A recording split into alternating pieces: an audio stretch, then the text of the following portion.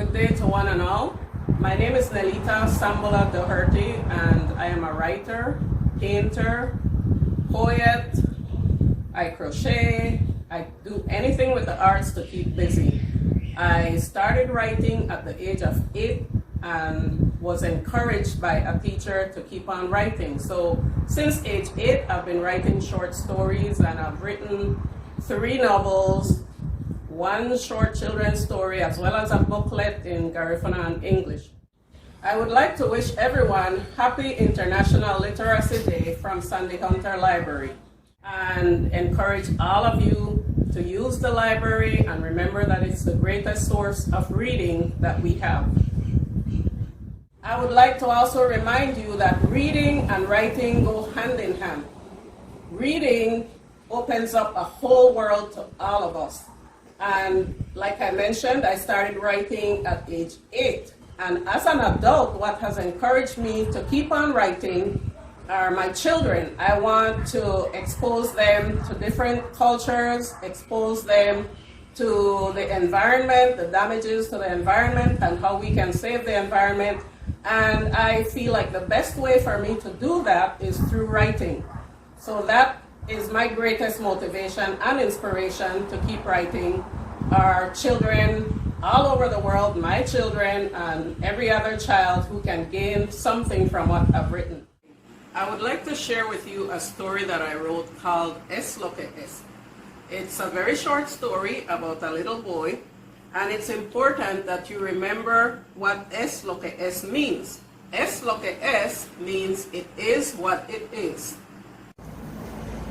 Once, there was a little boy nicknamed Paquito. His real name was Francisco, but everyone called him Paquito. Well, Paquito and his family used to live in Belize City, and his father decided to move the family to San Esteban because a lot of bad things kept happening in the city. Paquito loved the city.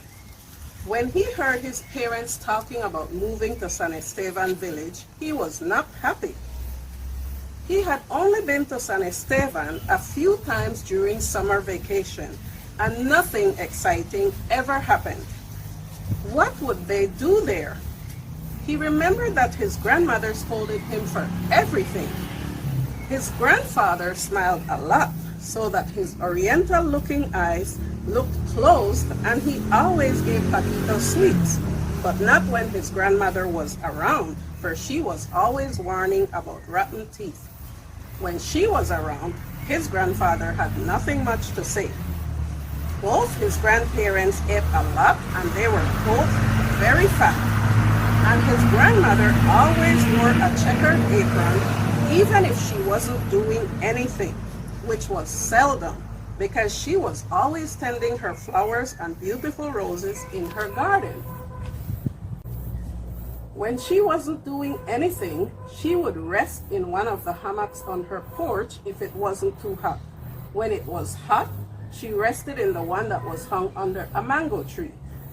Trying to come up with something positive that could come out of moving to the village, Paquito thought that maybe, just maybe, his grandfather would take him along to inspect his cane fields.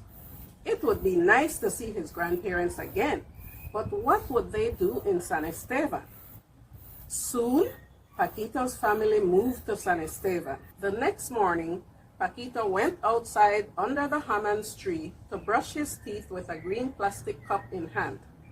A boy from the thatched roof house next door kept peeking at him from the window and sticking out his tongue at him. He was soon joined by a girl who did the same thing and skinned her teeth at him. Paquito turned his back to them, finished brushing his teeth, and went inside. Why would they make faces at him when they didn't even know him and he had done nothing wrong to them? He was filled with an uncomfortable feeling. He was no different from the children or people of San Esteban. He was of Mayan descent, just like they were, and looked every bit like them. Still, he was a stranger because he had grown up in the city, and already they were making him aware that he was an outsider. He loved the house his father had built. It was painted in pale yellow and had 3 bedrooms, and it was bigger than the one in the city. For the first time, Paquito had to walk to school by himself because his 2 older sisters caught the bus to attend high school in Orange Walk Town near the People's Stadium. He sat quietly in class waiting for the day to end. None of the children spoke to him.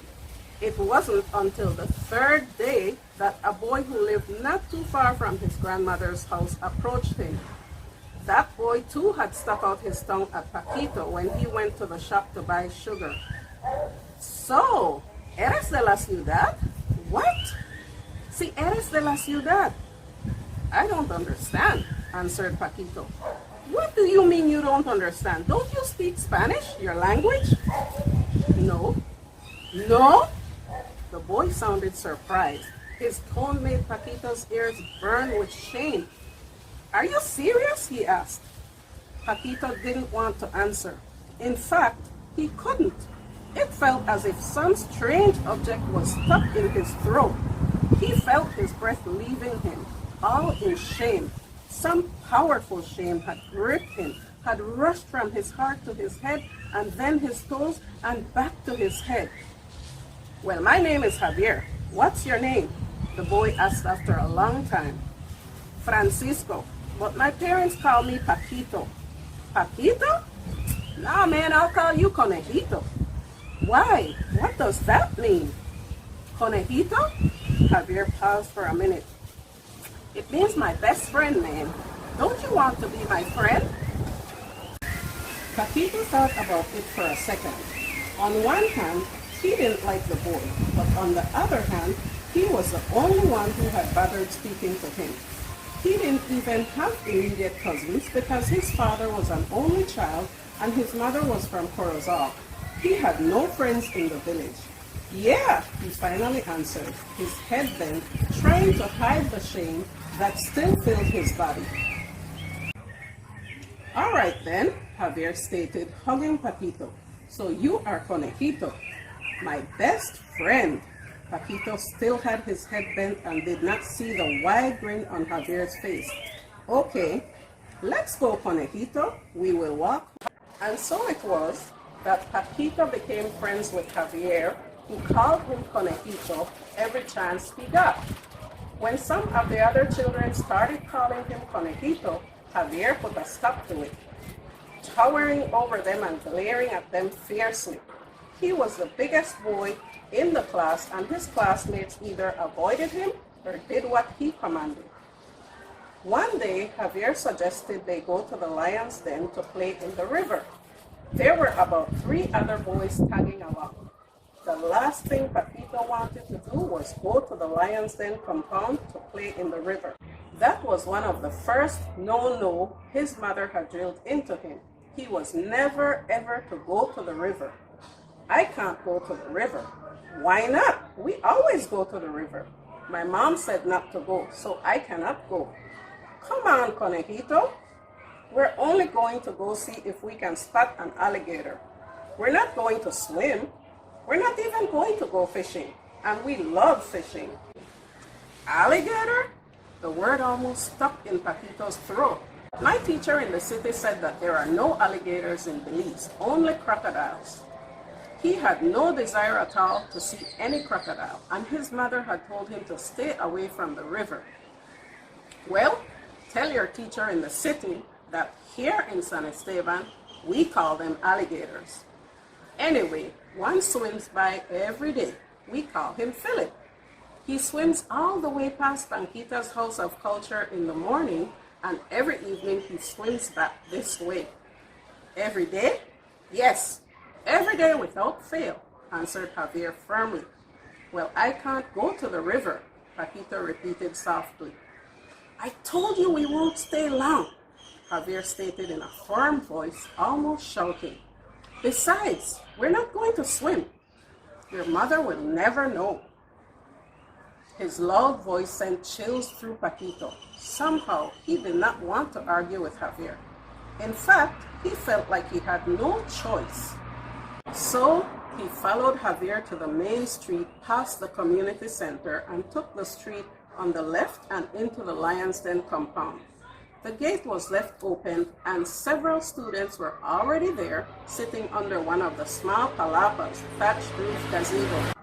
The Lion's Den compound was spotless. There was a huge palapa in the front and about 4 little palapas near the riverside, all the way on the right-hand side of the large one.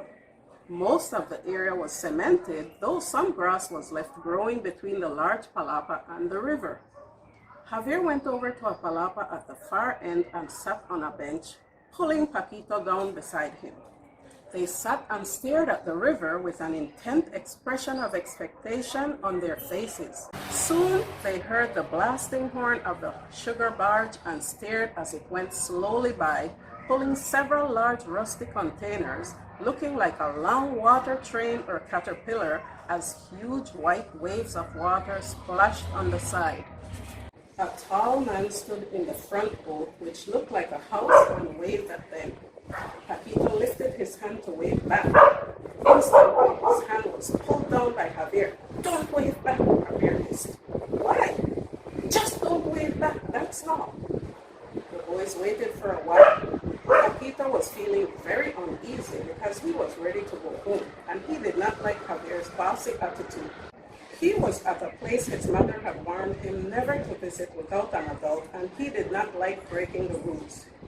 Somehow, he got up some courage and was just about to tell Javier that he was leaving when Javier pulled a cigarette and matches from his pants pocket. As Paquito stared in fear, Javier placed the cigarette in the corner of his mouth and lit it.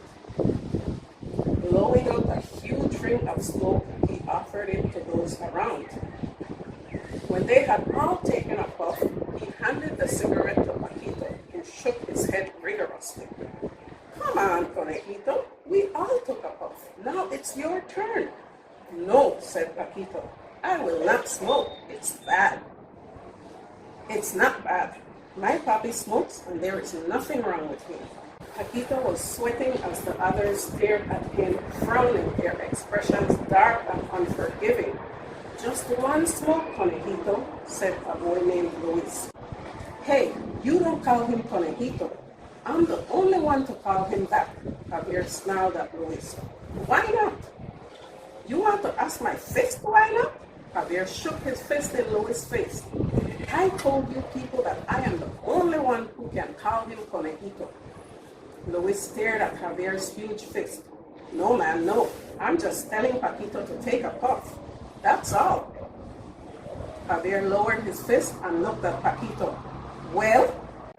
The last thing he wanted to do was poison his body with cigarette. He shouldn't, couldn't, and wouldn't do it.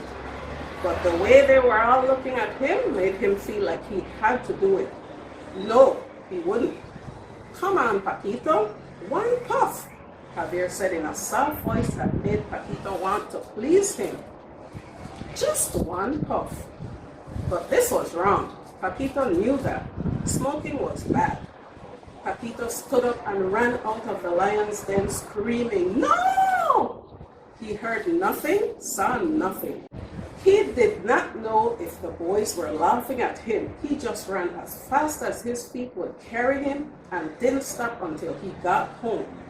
He sat down under the big plum tree in the yard, breathing heavily, waiting to catch his breath before entering the house. The girl next door was peeping at him from the window and, as usual, sticking out her tongue and skinning her teeth at him. Paquito looked away. The line that was strung from the plum tree to the coconut tree was full of clothes hung out to dry, which to him meant that his mother was home. But when he finally went inside, there was no one in. He quickly got his clothes and went back outside to the backyard, drew some water from the well, and went into the wooden bathhouse to take his bath. When his mother got home, everything was back to normal. "Mamita!" He hugged his mother as if he hadn't seen her in years. "¿Y tú? ¿Qué te pasa?" his mom asked, hugging him. Paquito frowned, staring at her. "Learn your language, Paquito. Learn your language." How was he to learn his language when they had lived in the city so long and he hadn't heard any Spanish spoken there? Even his parents didn't speak the language to each other. But Paquito was sure that soon he would learn his language because it was spoken everywhere in San Esteban. When he thought of Javier, he dreaded school the next day. But to his surprise, Javier was extra nice. Paquito, you know how you want to learn to speak Spanish? Mm-hmm. Yes. Well, I will teach you. You will? Paquito was surprised by Javier's kindness. Yes, I will. What are friends for? Wow. Thanks, man. Thanks. Paquito was very pleased. He would show his mother and grandmother that he could speak his language. His grandmother didn't have much patience with him for not understanding when she spoke to him in Spanish. Now, with Javier teaching him, he was sure to learn. That evening after school, Paquito's Spanish lesson began as they walked home. Paquito, the main thing you need to know in Spanish is this one sentence. It will get you through everything and any situation. So, we will start with that sentence, but I will be teaching you something new every day. You already know that hola is hello and adios is goodbye, right? Right, answered Paquito, nodding his head. Good, Javier sounded pleased. Now, whatever anyone tells you in Spanish, no matter what, just say, es lo que es. Es lo what? Paquito frowned. Es lo que es, Javier exclaimed. And now he didn't sound so patient. He sounded as though he thought Paquito was dumb for not being able to say the words. Okay, got it. Es lo que es. The word sounded heavy on Paquito's tongue, but he once more saw a pleased look on Javier's face. Exactly. That one sentence will get you through everything, and people will think that you really know how to speak Spanish. Thanks, man, thanks, said Paquito, smiling. But what does it mean? It's like saying sorry, but it's a little more. It's like you are apologizing from the bottom of your heart. So even if you don't understand what someone is saying, you just say, es lo que es. They will know that you don't understand what they are saying and that you are truly sorry. Oh, okay. Thanks, man, Paquito said. He kept repeating the words over and over in his mind, es lo que es, all the way home. He was feeling so pleased with himself that when he got home, he immediately took his bath and decided to clean the assortment of glass ornaments his mother kept on a top shelf. He pulled a chair to the shelf and stood on it. Everything was going fine until he reached for the last piece, but the big vase slipped from Paquito's hand as he balanced himself on the chair. The vase fell to the cement floor, breaking into 100 pieces. Paquito stared in dismay, inhaling deeply, already knowing he was in big trouble. Much as his mother liked her ornaments cleaned, she always warned him not to break any. Money didn't grow on trees, and she sacrificed to buy each one. It seemed as though his mother literally flew into the room.